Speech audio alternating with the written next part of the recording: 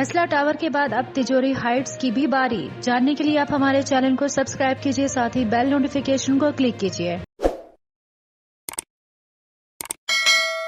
Gulshan Iqbal block 13D میں واقع railway کی زمین پر قائم تجوری ہائٹس کو گرانے کے لیے سپریم کورٹ کراچی رجسٹری نے تحریری حکم نامہ جاری کر دیا ہے. تحریری حکم نامے کے مطابق 4 ہفتے میں پوری عمارت منہدم اور ملبہ اٹھایا جائے، جبکہ 4 ہفتے کا وقت 29 اکتوبر سے شروع ہوگا. عمارت کے انہدام اور ملبہ اٹھانے کی نگرانی کمشنر کراچی خود کریں.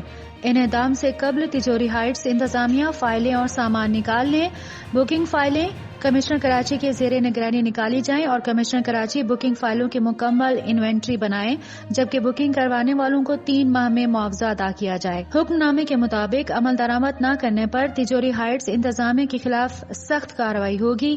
واضح رہے کہ جمعہ 29 اکتوبر 2021 کو سپریم کورٹ کراچی رجسٹری نے تجوری ہائٹس کو گرانے کا حکم دیا تھا. عدالت نے کمشنر کراچی کو انہدام کی نگرانی اور 1 ماہ میں اسٹرکچر گرانے کا عمل مکمل کرنے کا حکم بھی دیا تھا، جبکہ بلڈر کو ریکارڈ اور دیگر سامان نکالنے کی اجازت بھی دی گئی ہے. آپ کو بتائیں، اس سے قبل 29 دسمبر 2020 کو سپریم کورٹ کراچی رجسٹری نے تجوری ٹاور یا ہائٹس کی تعمیر روکنے کا حکم دیا تھا.